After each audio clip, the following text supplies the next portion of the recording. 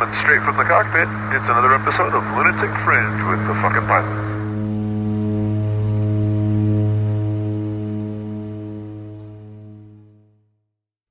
Ready, set, go. All right, once again, this is the fucking pilot back in the booth with another edition of Lunatic Fringe Into the Void. And again, the magic of the internet, thank goodness. I've got somebody else on the line to talk about some cool shit. So tell me, who are you and what the fuck do you do? My name is DJ fucking Marvin. How you doing, Dean? DJ fucking Marvin, how's it going? It's going good, man. I thought that was the right introduction for this show. Yeah. What do I do? Man, that's a loaded question. I am... Man, I own a company called the Rating Center. We are a full-time rating school. We do coach courses, canopy courses, AFF, tandem courses. We do a little bit of everything. I work for Skydive Spaceland as a consultant. I help with their school. I've written a large part of their curriculum over the years, editing or revising, and continue to work with their schools and setting up their new programs. I run and host a podcast called Gravity Lab Radio. We just did our 101st episode, so we're doing pretty good. And Nice. I am also the host of LB Live. We do interviews of LB athletes for Larson and Bruce-Gard, as well as I do product testing and manual development with them. So a little bit of everything. You're a busy fucking guy. Man, it's the only way I know how to have fun. Stay busy. That's more than one iron in the fire for sure. Well, all right. So let's start with the basics. Let's start with how you got into skydiving in the first place, because that seems to be the anchor to the whole story. Yeah, man. I always wanted to skydive. I've been jumping for 22 years now. Started in '97. Like most people of my era and age, Point Break really made me want to do it. I had an uncle who was Army skydiver. I eventually find out he had 1,000 jumps, so he wasn't just airborne. From there, Drop Zone and Terminal Velocity also came out and really almost pushed me over the edge. And I was teaching a traffic school. I have a background in magic, did magic for a while. The traffic school believed that anybody can teach traffic law, but if we make it entertaining, people will pay to show up. So they charged a premium. They paid us pretty well. Wow. It was my part-time gig. I did it at night. And I introduced a class. What's your name? My name is Steve Barker. He's a full-time guy out at Skydive Paris now. And Steve, what do you do for a living? What do you do for fun? I skydive for a living. I skydive for fun. And that 8-hour traffic school was DJ asking, how do I learn to skydive? So that's Steve Barker, man. I actually thank him on our show regularly on Gravity Lab. Man, a lot of what I do today, how I met my wife, Steve Barker changed my life, brother. So Steve Barker basically greased through the easiest traffic school ever. Dude, everybody in that class loved him because nobody heard a thing about traffic law. I was like, I could fucking care less, dude. How do I skydive? That's you the way it videoed should the be. X Games? How do I do that? I mean, all the things he told me about were so cool, dude. That's fucking epic. Well, you and I actually started out at exactly the same time. I just started jumping a year before you, so we're very much of the same generation. And it was movies like Point Break and Drop Zone and stuff that you became a skydiver and then, of course, watched again because it was the inspiration. And then you realize, oh, there's a little bit of Hollywood in these movies. But they were still so influential. And Point Break to this day is still my favorite movie that's linked to the sport, without a doubt. Man, Fandango too, but Fandango is such a comic version of it. And it is. It was entertaining and a great laugh, but I think Point Break was the one that was like, oh my God, that looks badass. Whereas Fandango just made it look ridiculous, which was wonderful. I love that scene. It's awesome, dude. That and actually my probably favorite movie period is Cutaway as far as skydiving movies go. Really?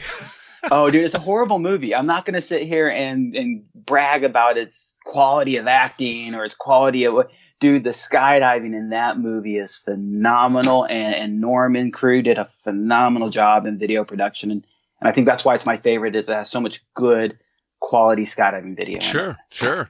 Well, so you get hooked on all the same things that hooked me in, but where did you start skydiving, and how did it progress from there? I started in a place called Air Adventures in San Diego. It's located or was located at Brownfield, just off the border. Yep. I actually measured on Google Earth one day how far my target was from the Tijuana border, from the fence, and it's about 2,000 feet. That sounds about right. Yeah. So, my first jump course, we learned if you land in Mexico, what to do. I did my first 100. Wait.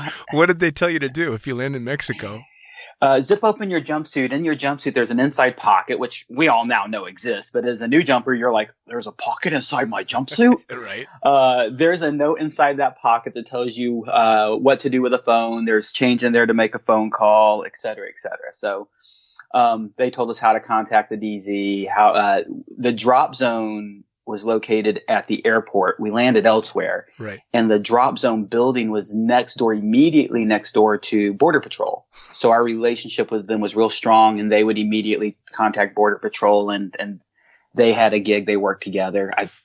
My first 100 jumps were there, and 2 fellows landed off in Mexico. They said it happens about once a year. Wow. So during those 100 jumps, a gal named Carmen, who till through today I pay a large amount of respect for, one of my primary AFF instructors who today I still role model. I still use when I train AFF instructors some of her methodology. Told me time and time again, like, DJ, you will only learn so much here. You need to go to Paris. I'm like, why do I go to France to skydive, girl? I'm a Southern California kid, but I didn't know Paris, California existed. Right. Eventually, I moved up to a little town called Murrieta, just south of Paris and Elsinore, and I tried Paris for a month. I enjoyed it. I pulled into Elsinore, and I was going to try them for a month and decide where to make home.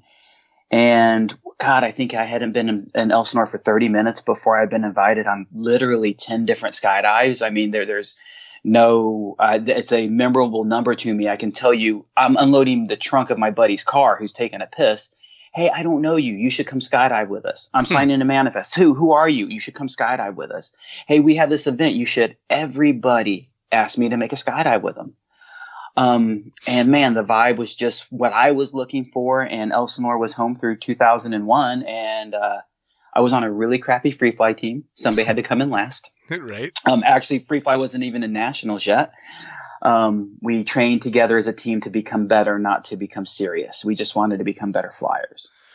And then in 01. It's funny as you're telling this story, we were hitting the same area at the same time because I competed in the 98 Nationals in sky surfing in Elsinore. So you would have been there. Dude, so Stefan Klaus and Brian Rogers. I moved to Elsinore in June of 98. I want to say June or July of 98, if I remember right. And Psycho Circus followed just after us. Like me and my buddy showed up. Psycho Circus showed up maybe 2 months after we did, if that sounds familiar. A little bit, although memories from those eras a little bit vague. They're fuzzy as fuck, right? A little bit. I remember the highlights.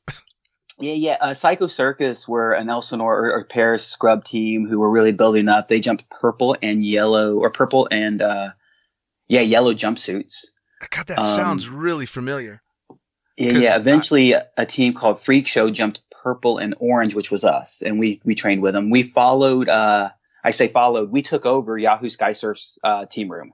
Okay. All right. Now that sounds really familiar because at the time, myself and my partner were driving down from Vegas to train in Paris. We did the Paris Valley Challenge and then ended up in the Nationals in Elsinore. So it was all that time frame. Paris was our big drop zone to go to from Vegas. So we drive down there. Mary Tortomasi. Okay. Yeah. I remember. She and I competed against Craig and Tanya in the 98 Nationals. Man, it's a throwback era. No, I did a lot of jumps with, if you know Kathy Johnson. Oh, yeah.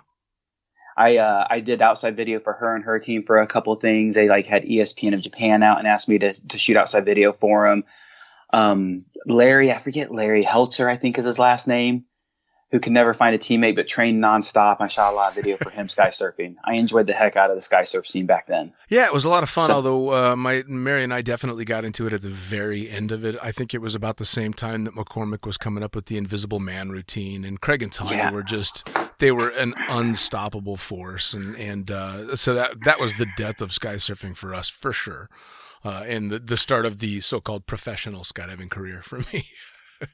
Yeah, and really, that's about the era. Skydiving started turning more professional, and business started started to become a word instead of just a sport. Yeah, well, because back then it was only the rare drop zones like Paris and Eloy and Elsinore and Cross Keys on the East Coast and the ranch and stuff that were true businesses and making a profit, because the mom and pop places didn't either they were doing really well but they were bare bones and small staff, or they were just barely getting by. Yeah. It's definitely changed a lot. Well, so you ended up in Elsinore, and you started competing relatively quickly. But when did you start really working in the sport? So in 2001, for personal reasons, I moved to Indiana. I was kind of throwing my life down the toilet. I wasn't being responsible. I was partying way too much and doing a lot of stupid things. So I decided a life reset was important. And I don't think I needed to move to do that reset, but I thought it was helpful. Sure. I had family in Indiana. They're not from there, but they were just there. So I moved there to have a place to ground myself. For about 6 months, got a job at a Ford dealership, said, hey, I need a job. I just moved here. Let me just get some income generating. Took a couple week vacation from that job, just normal vacation. And during those couple weeks, I shot video full time for the DZ. Nice. And as a brand new skydiver, I want to do this for a living. I know how to teach. I have a background with teaching and coaching things throughout my life. I like skydiving. And after a year, I'm like, I will never do what I love for a living. This is stupid.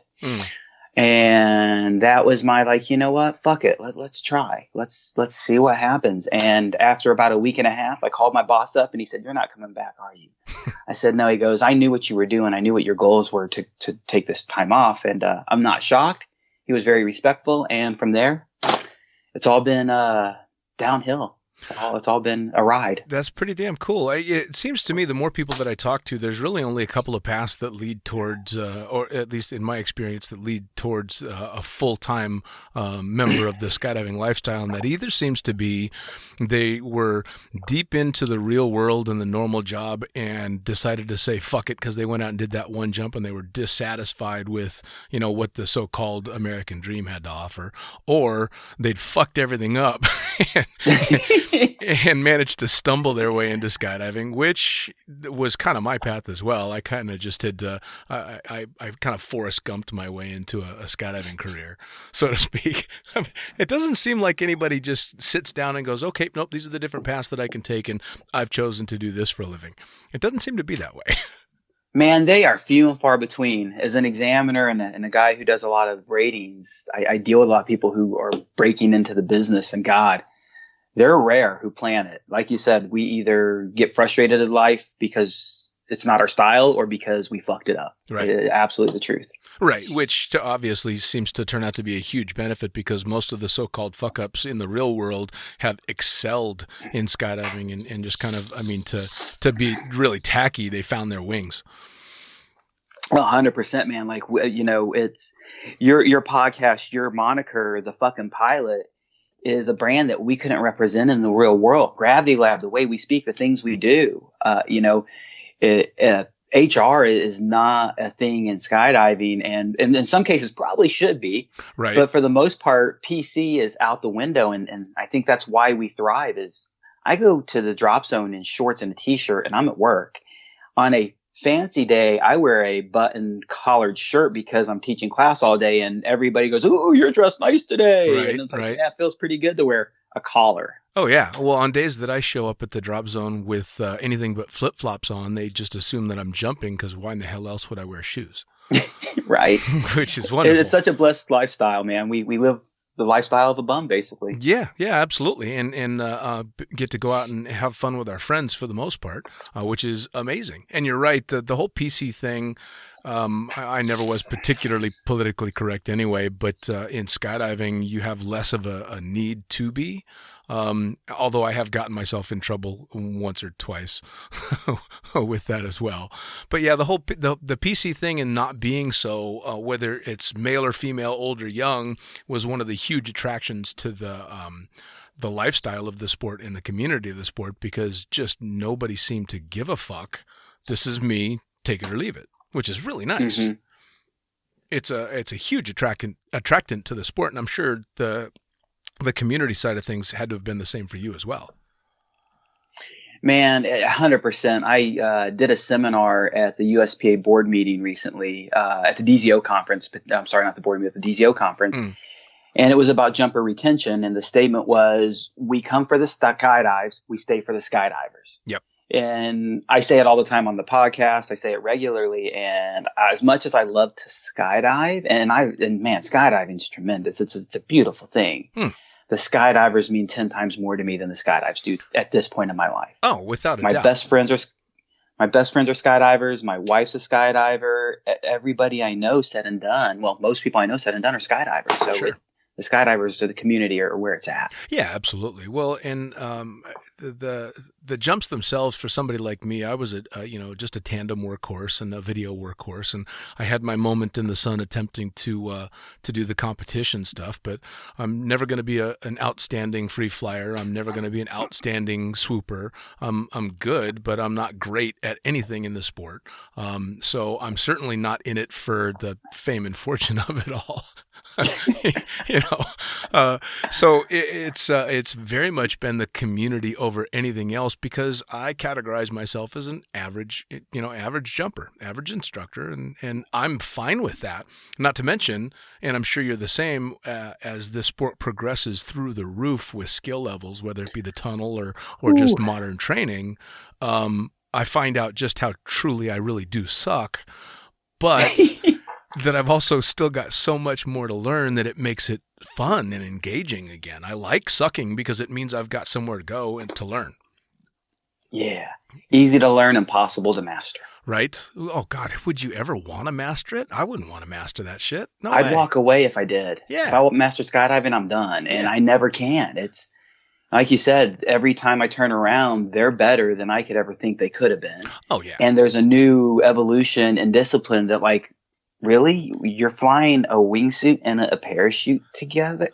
You're kidding me. I know it. It's gotten so crazy. I had a conversation with Mike Wittenberg not too long ago about his kids winning the worlds in the tunnel and doing things at 9 and 10 and 11 years old that I can't do after 25 years of skydiving.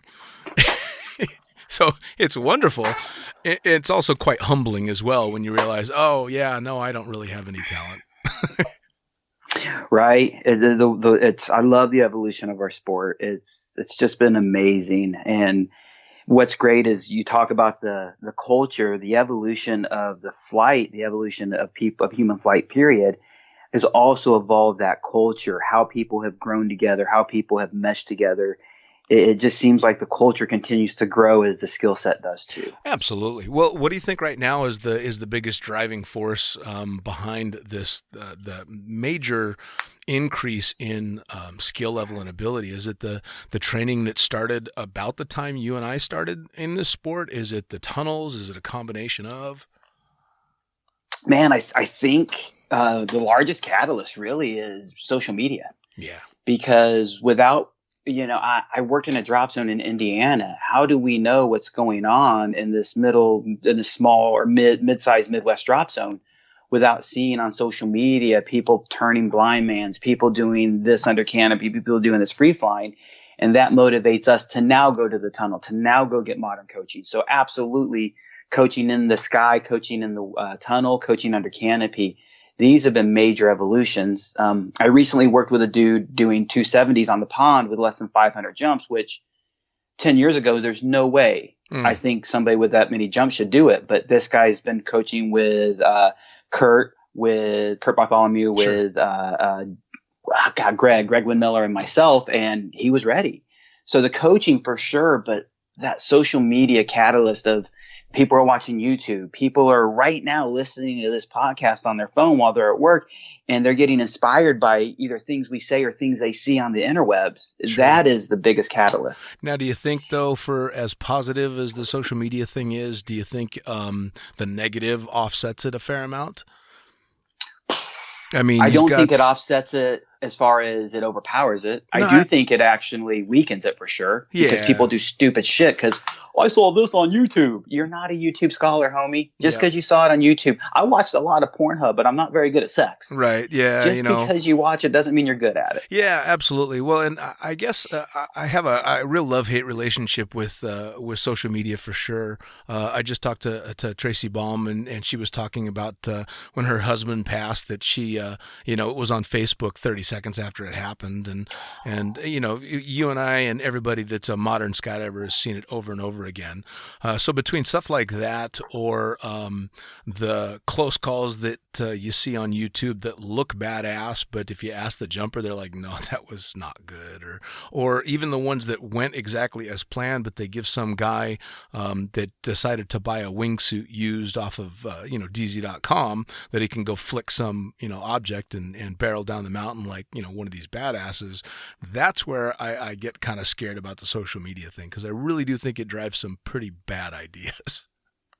I mean, there was 16 base fatalities in August of, I think it was 2016, because people are trying to emulate the proxy flight that they're seeing. And some of them are that good, but some of them just shouldn't be trying it. Yeah, absolutely. Well, and I've had the privilege to meet some of the best in the world at that, and they'll all say the same thing. Sometimes it just comes down to luck, and if you don't have the skill to back up that luck, you're fucked. Yeah, that kind of stuff is kind of scary. Now, it for sure is. Now, I want to take a quick sidetrack just because this one just gets me, man. Yeah, and you talked about Tracy, and it crushes me, man. I found out my grandfather died through social media. Oh, Jesus Christ. That broke my fucking heart, man. Of course it did. If you're out there and you know somebody who died skydiving, please hold back your thoughts. Please hold back your sentiments. Give it a week, legitimately a week, for all the family to find out, because it's not just about mom, dad, brother, sister, husband, wife.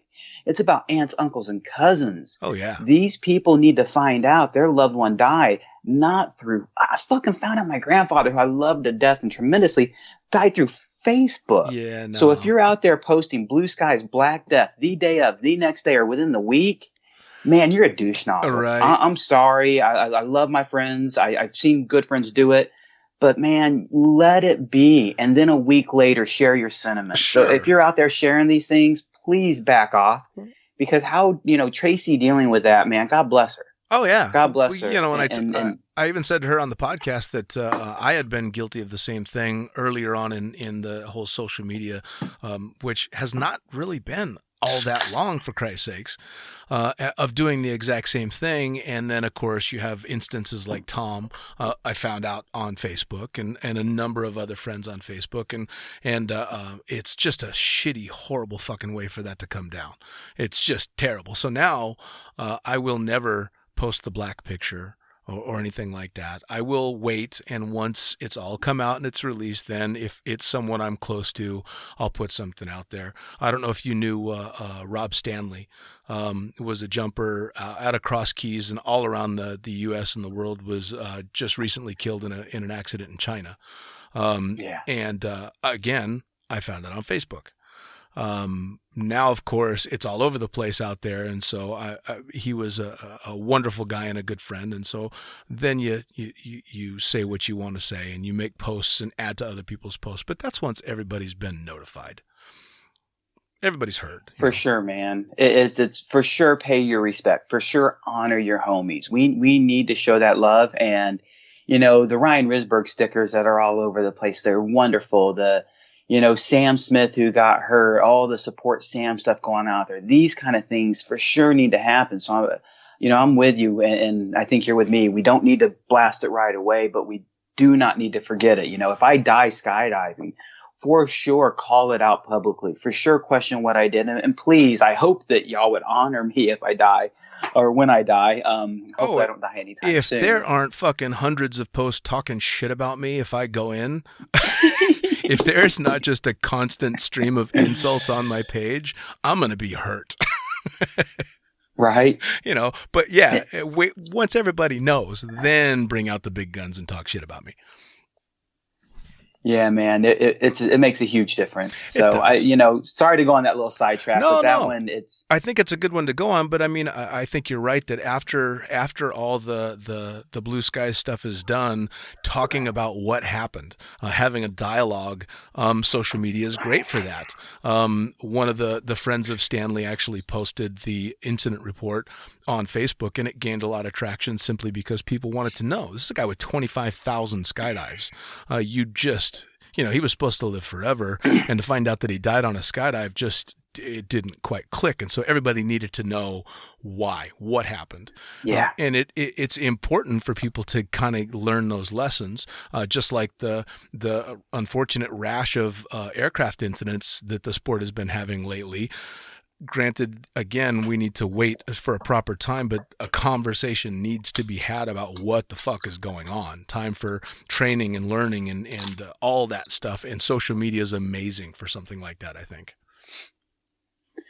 It absolutely is, and that idea of education has been huge. And yes, there's that big downside that people go do stupid things, but use social media, use the internet, use these dope videos you see of these sick flyers to inspire you to get that coaching. Sure. Go to the drop zones and get camps. I do a lot of coaching of various types, canopy coaching especially, and I encourage anybody I coach, go find a different coach. Go learn somewhere else where nobody has a connection with you, where there's no bias to, for, or against you.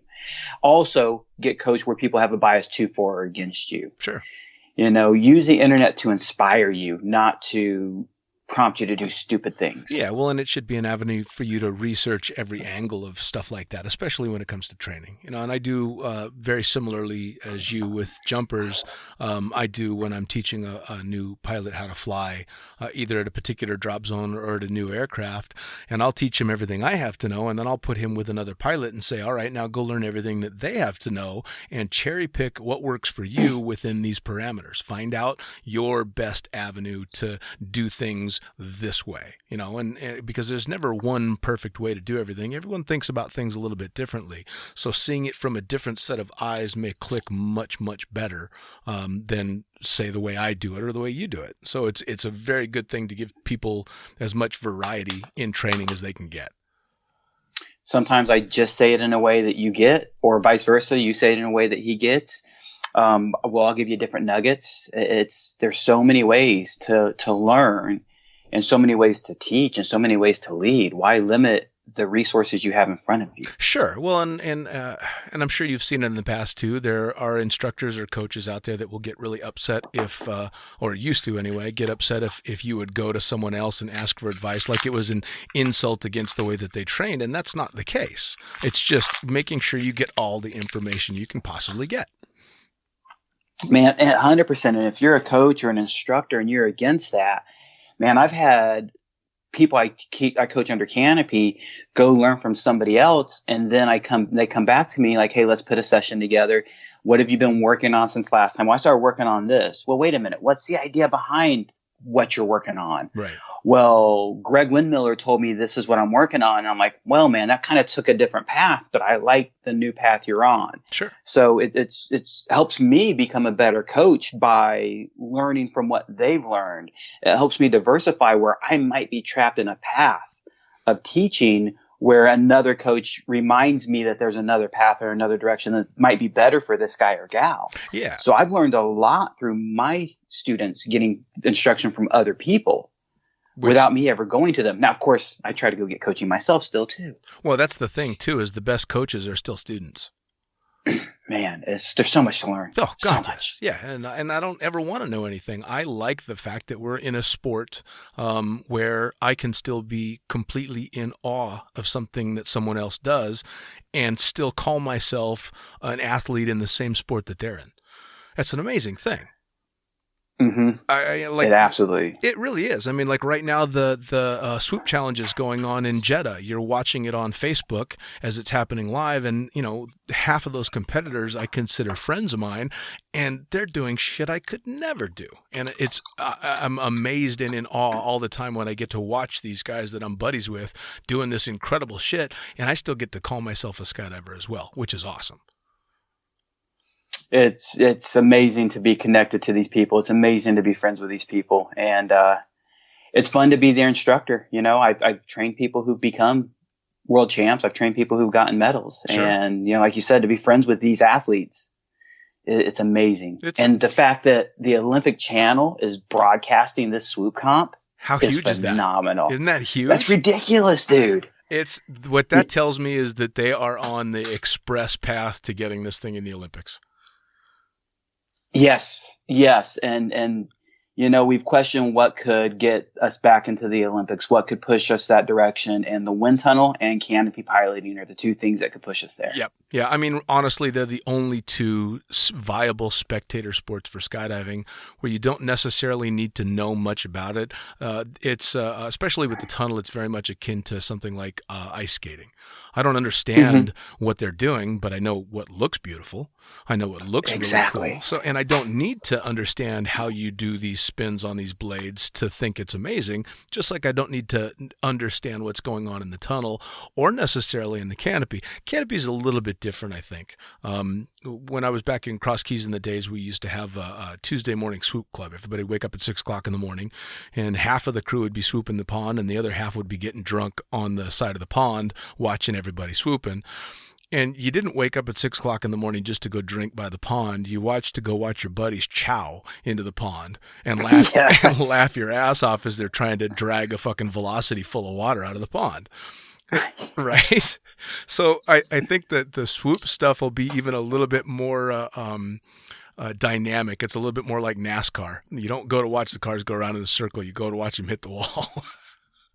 Yeah, man, it is. And like, if you actually go to the Olympic Channel right now, they have two videos that are promoting what's going on, and one's called What is Swoop and the other is called Swoop Science, and they actually show some nice crashes. They show some cool stuff, but they show some fun stuff. Yeah, when I pulled it up, their little minute and a half intro that they've got going on, they've got a couple of good wipeouts in it. I think that was from the Copenhagen meet, I believe.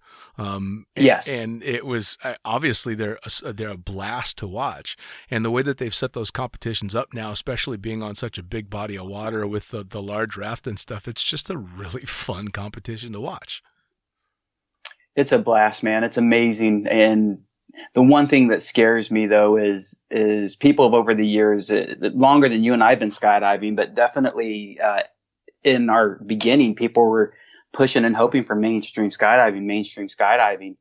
And to see these events push the Olympics, it does scare me a little bit because the mainstream drives cars, and that scares me. Right.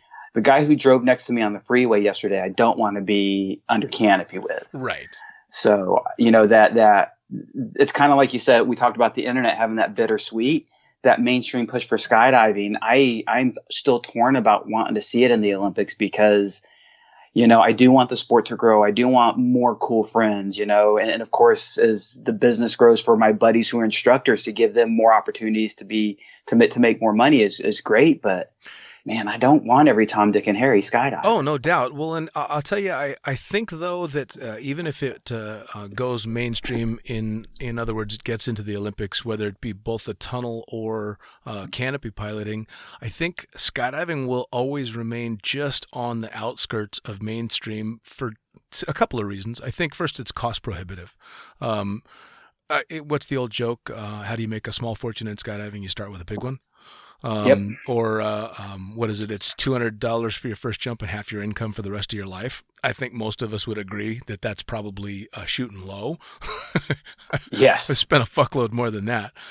So I think cost keeps it out of range of a lot of the average Americans. And if you ask Olav Zipser, he's going to tell you the tunnel's doing that. Because who's going to go out and spend these thousands and thousands and eventually hundreds of thousands of dollars on a skydiving career when you can go, put your 2 cents in and hop in the tunnel with a group of 5 or 6 people. So he's of the opinion that the tunnel will eventually be the burning death of skydiving. I'm not quite that doomsday, but I think it's going to put a dent in it for sure. I'm definitely scared of what the tunnel can do, and I don't know if you know of the company Urban Air. Urban Air is known as a trampoline park. I don't know that I've heard of it. Yeah, so it's a chain throughout the U.S. They're a trampoline park. They have things like trampoline dodgeball. They have obstacle courses, like Ninja Warrior style courses, all sorts of fun things. But they're starting a wind tunnel part of their business. They opened their first one up in Fort Worth. They're spreading Georgia's next, Albuquerque, Houston's in the works, Arcadia's in the Houston area. And number one, at normal prices, they're looking at like $500 an hour or less.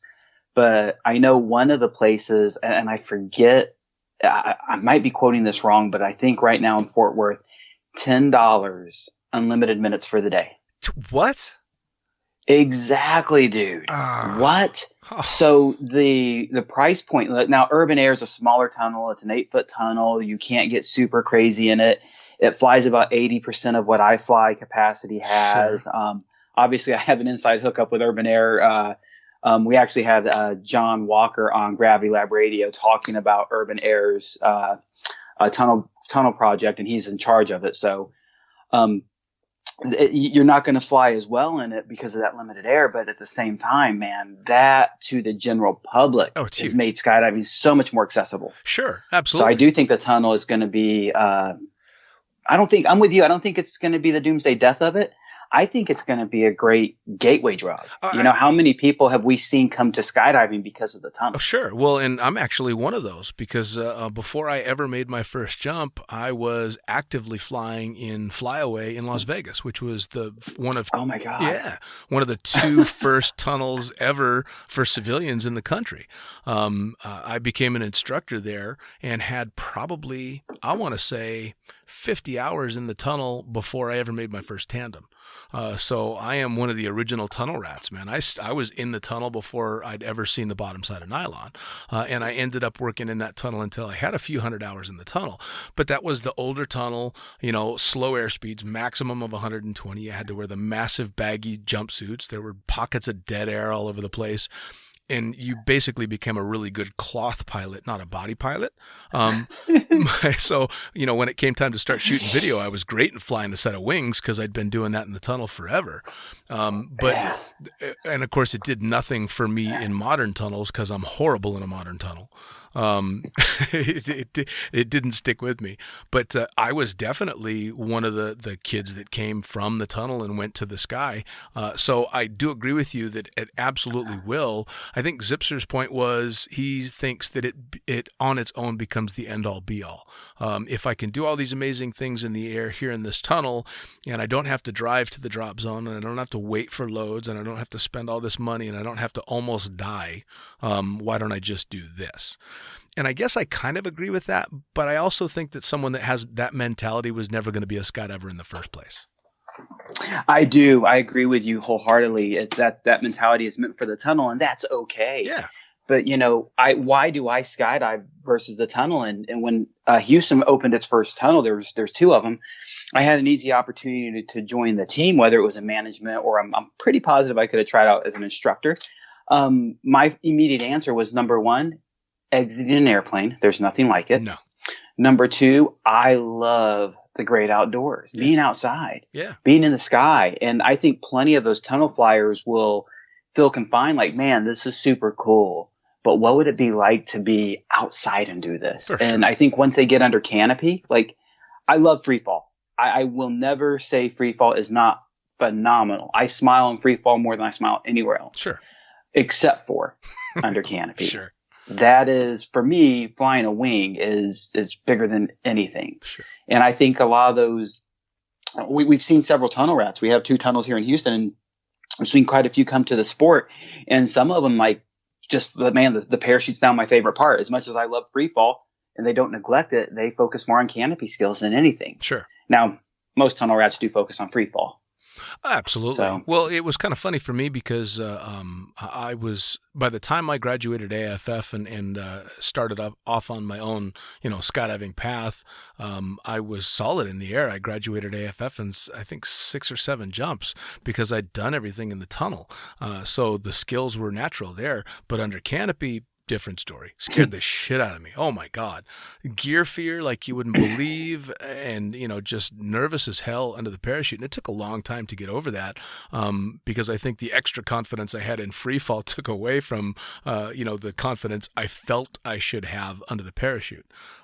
So I think it changes the learning curve for sure when you go from the tunnel to the sky. But if you can do it in combination, I think it's fucking amazing.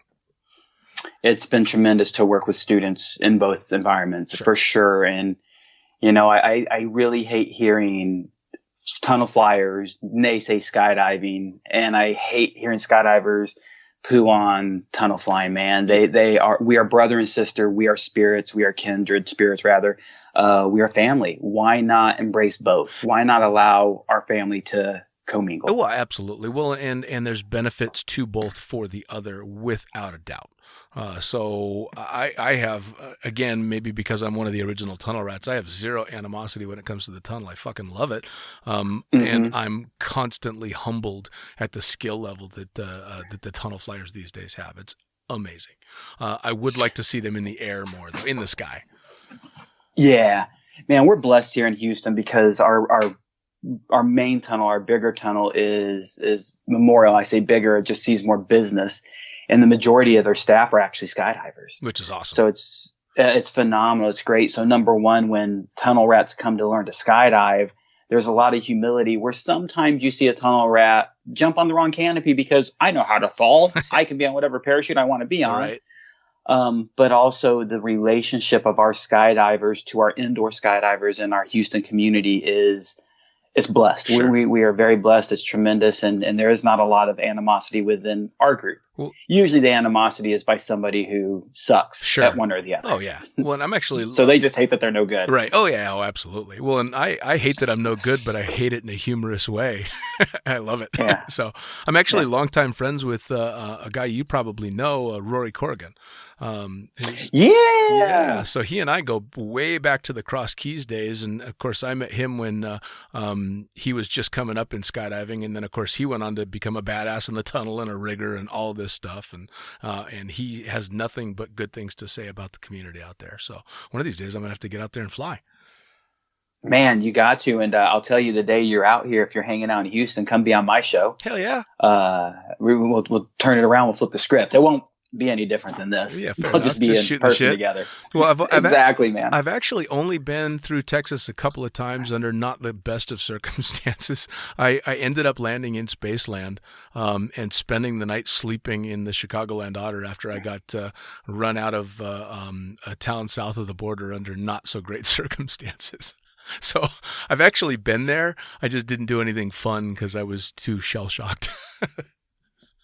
Yeah, I bet, dude. I'm just going to sit here and hug my knees and cry. That's pretty much exactly what I did on a blow-up mattress in the back of the Chicagoland Otter on the grass in Spaceland.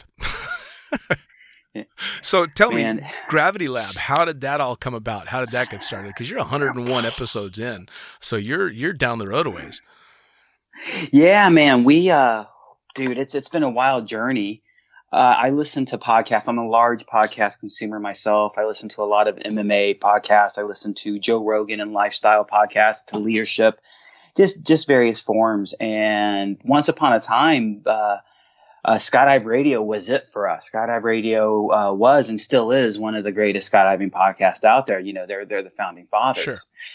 Even before my time, although we've surpassed them in number of episodes, a podcast called Jump 26, catering to new jumpers, was out there. Nice. And it's funny because somebody recently asked me, what do you think of all the impersonators out there? I'm like, what do you mean? Well, so many people started a podcast since you did. I'm like, yeah, I copied people too, bro. One of the things I liked about Rogan is, or one of the things that I was inspired about Rogan is he tells all his friends you should start a podcast. And he's like, man, just put a phone down, hit record. Sure. And one day, a buddy of mine who turns into my co-host now, Nick Lott, was my first guest. And literally, we put my phone on a tripod and we hit record and broadcast it to Facebook Live without, like, we don't know what the fuck we're doing. Let's do this. Sure. And the goal really was back to social media is a great inspiration. You know, number one, we have a lot of great resources here in Spaceland, Houston. We have a lot of great resource of human being knowledge and information. Sure. And it's a shame that we keep it to ourselves. Why can't we share it to a broader audience? Why can't we share it to people all over? I got an email the other day from a dude from Estonia who says, I listened to all the episodes. These are things I've learned from it. We get people who are, again, from all over the world listening. So we get to share that knowledge, number one. But number two, on a drop zone, and in this case on Spaceland, as a skydiver, you see us, but you don't know us. And a lot of jumpers think they know us, but you don't. Right. You really don't, because we're at work all day. Sure. So I saw it as an opportunity to share knowledge, share information, but share personalities. Get to know your heroes is one of the things we say. So we started on a whim. We said, fuck it, let's try it. After that first episode, we liked it, immediately borrowed audio equipment from a good friend of mine, Justin Marvin, and tried 6 more episodes. And in those 6 episodes, explored microphones, explored technology, and eventually got to a setup where I'll never say we stabilized, because after 101 episodes, yesterday I got a new webcam for production. Sure. So our production, our equipment is always stepping up to the next level. So that was kind of the inspiration to start. Nick started as our producer. I told him, hey man, in our first show, we sat down and had a pre-show meeting. We sat down to sushi and like, hey, let's talk about what we're going to do. And he said, if this takes off, I want to be your young Jamie, which is Joe Rogan's producer, who has very little interaction. And I'm like, deal. After that first episode, he's in, he runs the boards. And I immediately say, I want you to interact more. I want you to be more of a co-host producer than just a producer. And he was like, no, that's not what I signed up for. Cool. And I kept pushing that topic. He travels a lot. I travel a lot. We need a backup producer. So in case he's not in town. And a buddy of ours, Ben Nelson, covered the slot for a while, but he moves away. Sure. Another buddy, Justin Grubbs, our current producer, we call him Mr. G. Not because his last name is Grubbs, but because he's a ginger. My ginger. So he's our producer, and as Nick trained him to be the backup, Nick's got him trained up, and Justin's he's smart. He gets it right away. So Nick's like, fuck it, I'm going to go sit on the couch with these guys, and immediately became the co-host. That's awesome. And today we run a 3-man show. I actually am going to let out I'm going to let a cat out of the bag right now. Please. We've not announced this anywhere else. Oh, shit. So not even on my show. We're going to announce it on your show. We actually have a new co-host coming in. We won't say her name. I will tell you it's a her. Very I was cool. told recently I would love to hear a female perspective on the show. Not always, but somewhat regularly. Sure. You should have a extra host that's a woman. I said, sounds like I need somebody who's a woman only if I knew somebody who was available. And she looked at me and goes, I could do it. And I'll give the world a hint. She's been on the show before, so she is familiar with Gravity Lab Radio. And so we're about to have her in the next few episodes as the 3rd host. And then when Nick's out of town, she'll be my backup host. So we're constantly exploring and expanding the scene. Gravity Lab Radio is about the skydivers, not about any one of us. Which is super cool. And that's kind of one of the things that I've found in my version of this experiment with the podcast world is that there's so much to go around. Just like skydiving, there's a skydiver with us. Every skydiver's got a story. Every jumper's got some lesson that they've learned or something that they can impart or some ridiculous story that makes us laugh. And when I decided I was going to sit down and do it, it was very much of the mentality that I want the conversations that I have to be exactly as if someone comes walking up to the bonfire, sits down and starts eavesdropping on a conversation going next to them. Just skydivers shooting the shit about what we all end up talking about all the time anyway. No filters, no bullshit, and no script. Just go here, maybe an idea of what we want to talk about, but that's it. And it's worked out really, really well. And then listening to your stuff as well, the banter that skydivers get going back and forth is just infectious. It's wonderful. The number of times Nick and I tell each other to fuck off on a given episode is entertaining. Right? One of my fans, he's a friend of mine as well, but what one of our fans had said online on FaceSpace, it's like I'm hanging out with my friends having a beer, but I'm not there. Yeah. And that to me, it's the epitome of what we're doing. That is the ultimate compliment, because I bill it as an organic conversation. Just you and I, what we talked about is what time do we want to do this? Yeah. And my guests early on get nervous, and I'm sure you have the same problem. They're like, what are we going to talk about? What are we going to do? we're going to shoot the shit, bro. Yep. We're going to hang out. We're just recording our conversation. That's all we're doing. Yep. And it's so much more fun. And that was, again, the catalyst of Gravity Lab Radio. Is I think all these other companies or groups are doing a good job, but nobody quite is doing the Rogan style podcast. And I think now there's more people who are doing it. Nico runs On the Air with Nico and Babs. He hasn't done as many episodes as he wants. We started 2 days apart from each other. You also are running that similar format of let's just hang out on the air. Yeah. And it's cool to see more and more people running this format and using this resource. Yeah, it was one of the things that I actually had someone ask me about when I started it out is what are you thinking, what style, what this, what that, and they had brought up who's the competition, and I kind of scratched my head at that, and I'm like, well, there isn't any competition, is there? It would be like saying that I'm having a competition with a group of skydivers on the other side of the planet. It's not the case. We're all just a bunch of skydivers shooting the shit, and there's so many fucking stories to be told, so many lessons to be learned, and so many personalities, whether big names or no names, that there is no competition, which is one of the reasons that I approached you to come on the show. There's no competition. I'm not in competition with Gravity Lab. I'm in partnership with you guys because we're all in the same fucking Amen. sport. Man, it's 100%, dude. I was on Wazzy Circus Radio. Waz runs that show, and it's the same way. We're here to support and promote each other. It's Skydive Radio. Back to it. To me, they're the godfathers of skydiving podcasting. Yeah. Somebody asked me, what do I think of the impersonators? Like, fuck, back to I am an impersonator. Right. And back to Rogan style. How many times does he have somebody on the show and promote their podcast for them? There's no competition. And one of my goals one day is I would love to find PIA. To me seems like the ultimate venue for this next statement, but to find a time where we can get a large number of podcasters together. Now, this is going to be a stupid task because when you we've done the largest set we do is 1, 2, 3, 4, 5. Sorry, I'm counting seats in my studio right now. Sure. Is 5 people mic'd. Wow. 5 people mic'd is a dangerous conversation. It's hard to balance. Sure. But I would love to get Skydive Radio UK, Jump 26, the fucking pilot, the Lunatic Fringe, Gravity Lab. I would love to get all of these people in the same group and throw a mic down. Oh my God. And talk shit. Oh my God. It would be so much fun.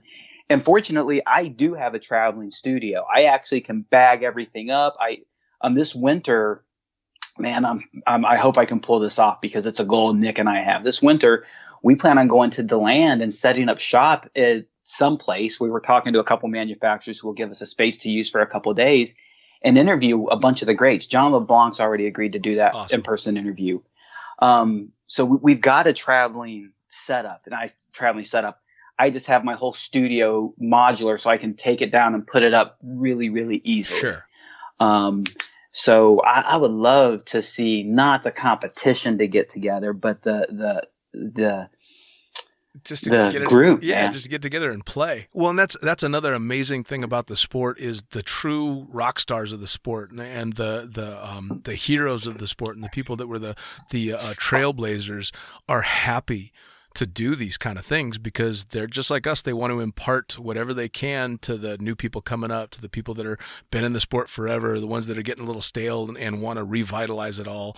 So you talk to the biggies, Olaf being one of them, and get him to sit down and shoot the shit and tell his story. They're thrilled to do it because they're still very much a part of this community. And I mean, what do skydivers like to do more than jump and drink? Fucking talk about skydiving and talk about drinking. All right. Right. Man, I think what we talk about here as a podcast community and the fact that we're not competitors, we're supporters is akin to what we do in skydiving, because go watch the NBA finals and you're not going to see one team telling the other team how to win. No. But go to nationals and 16 way, there's a point that's nicknamed Ask Jack. Yeah. And it's because Arizona Airspeed, the Golden Knights, will talk to Jack Burke, the team captain of DeGuayo, and say, how would you engineer this? And he is telling his competitors how to engineer it. We just had the first PD Bullseye accuracy event here in Houston, and then they just had it. They're following all around the world, actually. And in Houston, after round 1, I saw 2/3 of the competitors hanging out, and the girl who got the first place spot, who had the best score, who crushed it, is sitting there telling her friends and people she doesn't even know, this is how I did it. Think about these conditions. Go to Swoop Nationals. We teach and promote each other how to beat ourselves. Yeah. We're not competitors. We're supporters. Absolutely. Who happen to compete. Well, and that's so I love the fact that you have that viewpoint too. Well, and it needs to be that way. I mean, I had Craig Gerard sitting in the booth a while back, and at the time he was actively training the Russian team, the belly team, to compete, of course, against the United States, the Golden Knights, Arizona Airspeed. And of course, he's laughing. I'm asking him if he's going to get shit for coaching the Russians, but his mentality is, I want them to do as good as they can because I want to see a better competition. You know, it's not about them and us. It's let's have a fucking kick-ass competition. And it's kind of the same with something like this as well, because I'll listen to you guys or I'll listen to UK and get ideas and go, oh, wow, man, they're kind of crushing it with that. I should try something like this, and hopefully vice versa. You know, I mean, it's supposed to go both ways, because at the end of the day, there's a fuckload of people out there to listen to this. And you guys are like me. I do one podcast a week. Well, I can burn through my hour or 2 hour podcast, and the first thing I'm thinking is, fuck, when's the next episode going to come out? But when I've got Gravity Lab to switch over to, or when I've got any other podcast, go to listen to Shannon Pilcher's podcast, who's, you know, not so much about skydiving, but still rooted in the sport. It's super cool to be able to go, okay, I can keep on going with this interest and just get a different perspective, which is really cool. It is, man. And back to that's, I think, why we both started it. It was not to necessarily share our perspective, but to share others, to get the opportunity to be that outlet, that resource for people. Exactly. I mean, fuck, I've been writing for Blue Skies Magazine for 10 years now. People have heard enough of my fucking stories. They don't need to hear any more of my stupid shit. They want to hear everybody else's stupid shit.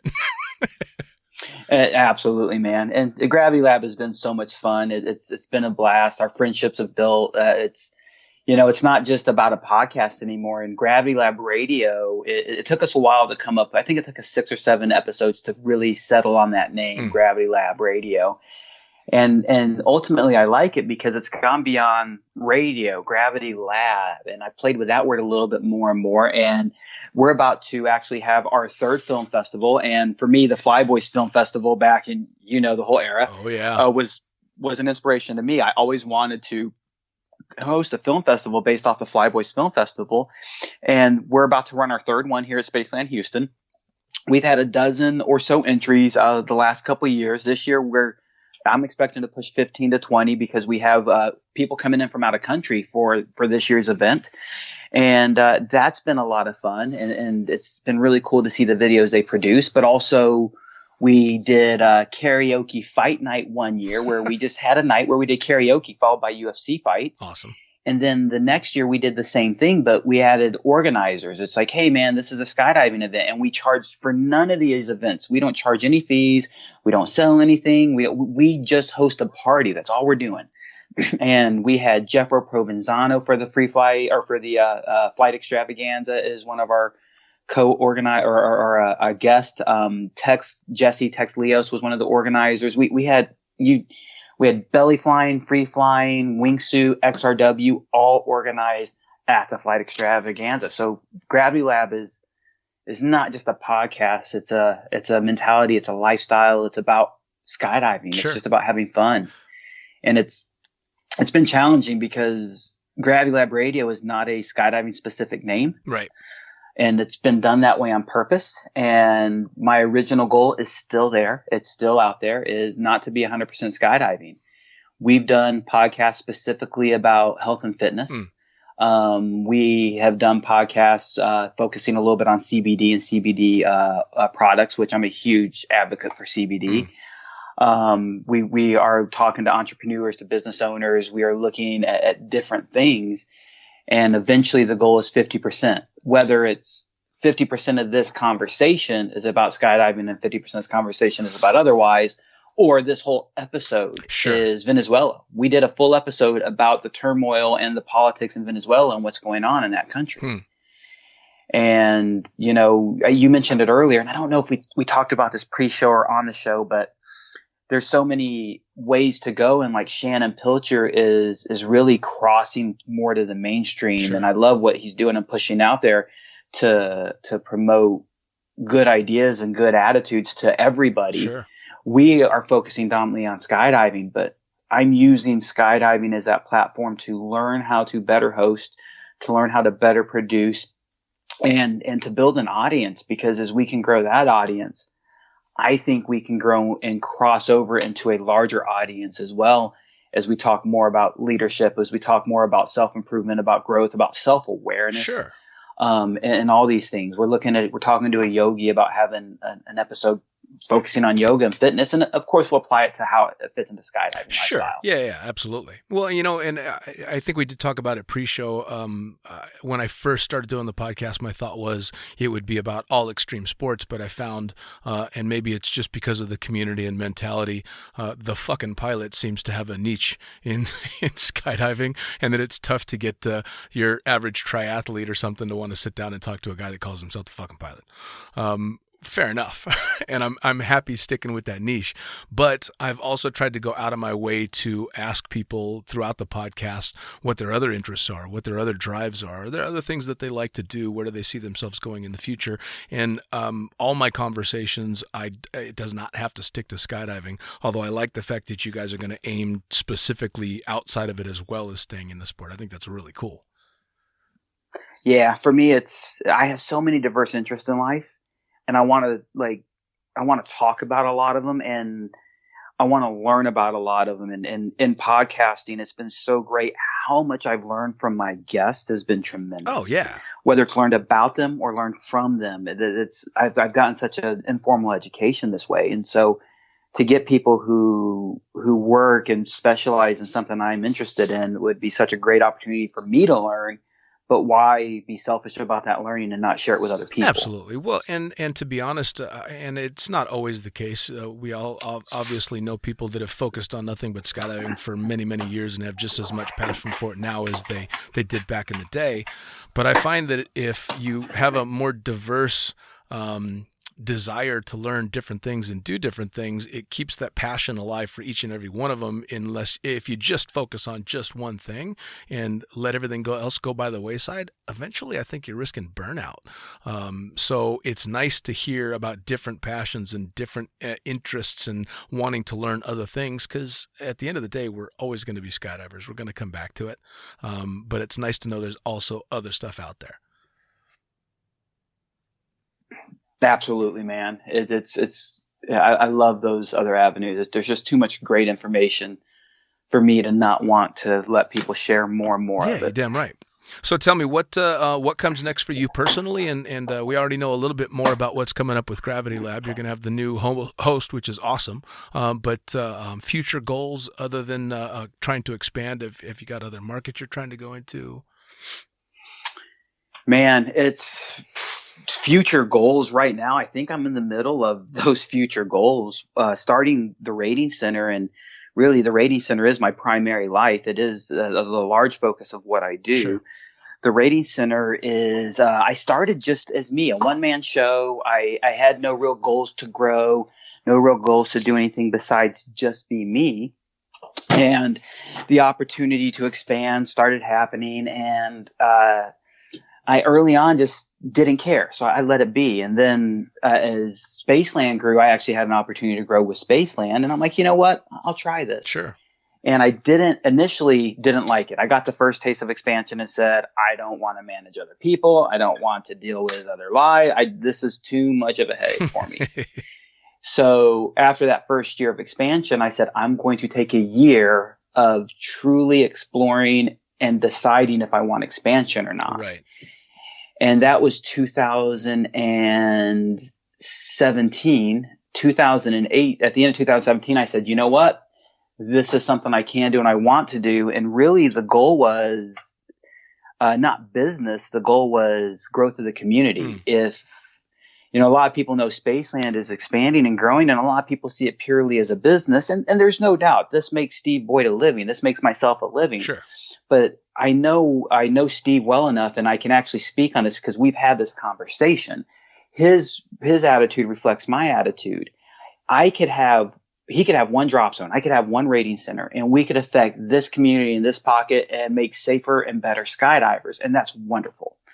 Or I can affect more. Sure. I love USPA. I think USPA does a great job. I think the way we're growing as a governing body, I think the way that we're growing as examiners is getting better and better, and those improvements will continue to come. But it's hard to grow. It's hard to grow standardization. It's hard to improve that quality on such a large scale quickly. Sure. So they're doing it wisely. But on a small scale like mine, I can immediately implement changes. I can immediately mandate things of my examiners. We have 6 going on 7 examiners, somewhere around that number. Sure. And it's easy for me to say with 7 examiners versus hundreds, this is the bottom line. Right. So for me, expanding has been about now I can affect a larger area. Now I can affect skydivers all over the place. So what's next? Well, 2018 was how do I grow? And 2019 is the start of that real growth. Wow. We are running more courses this year than I've ever run. There's been multiple days where we're running 2 to 3 courses at a given time, coaching going on at the same time in one location, not in multiple, just at one. Wow. And then, of course, other locations. We're based out of Houston, but we also have a campus in San Marcos, Texas, and a campus in Dallas, Texas. And we're looking at a 4th. Yes, we partner with Spaceland, but I'm also talking to other people. I actually have I'd say a fairly large name examiner who him and I are talking about merging together and growing our ability to affect the sport. Very cool. So what's next, man? Continuing to expand our influence is really what's next for the Rating Center. For Gravity Lab Radio, keep doing what we're doing. Awesome. Just keep shooting the shit. Yeah, it is. It's Nick and I have said if we stop having fun, we'll stop doing the show, and we still have fun. Yes, there's days we don't. We actually have shown up to the show going like, "You ready? Yeah, I'm ready. Let's go." We've had guests where we haven't been as excited about the guests, but it's what people wanted. People say if you do what you love for a living, you'll never work a day in your life. That person's never done what they love for a living. Right. Some days it's work, but goddamn, it's the best work ever. Absolutely. Well, I think that's the big thing is I've absolutely worked my ass off in doing what I love for a living, but it's a labor of love. So you're very happy to put in the work. Very, very happy. Well, that's 100%. Man, it's awesome, and it's really cool to get you on the show as well. Because again, I when I first decided I was going to give this a shot, I went out of my way to listen to a number of the different podcasts that were out there. Yours being predominantly one of them, and it's cool to hear how you're still going, still enjoying it, and I'm still going to keep taking tips off of you and take all the ideas I can get. Man, steal everything you can. If you're not stealing, you ain't trying. Right. I will say I don't listen to other podcasts nearly as much, and it's so funny because people say, well, you'll learn so much from them, and that's the thing is I don't. I want ours to organically grow naturally. I want to see what our child becomes without any outside influences. Sure. Absolutely. Now I think we're finally to a point where we've developed, and now I don't think other things will affect us as much. Where early on it would. Sure. And I look forward to. I've actually been waiting to listen to your show, but I didn't want to listen to your show until I actually was on it. Cool. I won't listen to my own. If I don't listen to Gravity Lab Radio. I experience that podcast. Yeah, I'm not going to listen. I don't listen to my own either. I post-produce and then I don't ever listen to it again. Exactly, man. It's the same thing. But I didn't want to hear how you talk. I didn't want to know anything about how you host a show. It's cool. Because I didn't want to try to fit a mold or a model. I wanted you and I just to be what we are. Well, and that's kind of the thing too that I've told all my guests that that want some kind of direction. I'm like, no direction. And of course, you'll get the ones that are a little nervous at the start, but by the end of it, you tell them, well, that was an hour and a half. What? We just talked for because we're just shooting the shit, man. This is fucking bonfire. Whether it's in person, whether it's in person or on Skype, man. Pour yourself a drink, sit back, and let's shoot the shit. That's it. Whether it gets serious or it's playful, whether you're telling fart stories or a horrible story, about somebody that got hurt, let it go where it goes, and have fun with it. And at the end of the day, that's usually how it goes. They start out nervous and then end up going, fuck, that was it, which is awesome. Man, I appreciate you having me on. I appreciate the opportunity to share a little bit more of our story with Gravity Lab Radio with the Rating Center. Yeah, man.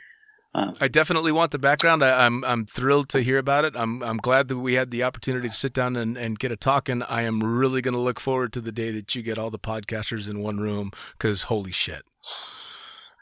Man, I think everybody would do it, man. Sure, yeah. It's especially if there's an open bar. Right, and I'm not going to have an open bar. I can't afford an open bar for skydivers. I've heard on other podcasts actually promote ours as well. I've heard podcasts that I've not even been on talk about us. Sure. And some of them say I'm not their style, and I respect and I love that. And the cool part is yet they still promoted me. Like, hey, the Gravity Lab Radio, they're not my style. I just don't like the way they speak, the way they talk. That non-PC version, I think, is what got those folks. Sure. And I respect that, but yet they still promoted our show. And that's what I love about it. We're not competitors, we're supporters. Yeah. And I think all those people, if we can get us all in, or as many as we can in one room, how fun would that be? Oh, it'd be a fucking blast. I just don't know how crazy it's going to be hard. It's either going to get really crazy, or we'll all just sit there staring at each other. And I don't think that's going to happen. No, because we all talk a lot. Right.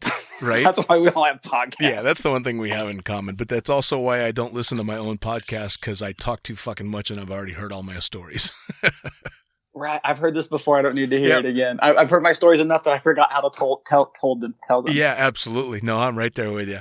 Well, DJ, it's been a fucking blast, man. I really appreciate you taking the time to sit down and talk with me, and hopefully we get the chance to do it again. Man, I want to throw out real quick to the people listening. Number one, theratingscenter.com. If you have a ratings need, if you're looking for an examiner, we're based out of the Texas area, but we do travel. Hit us up. We can help you out.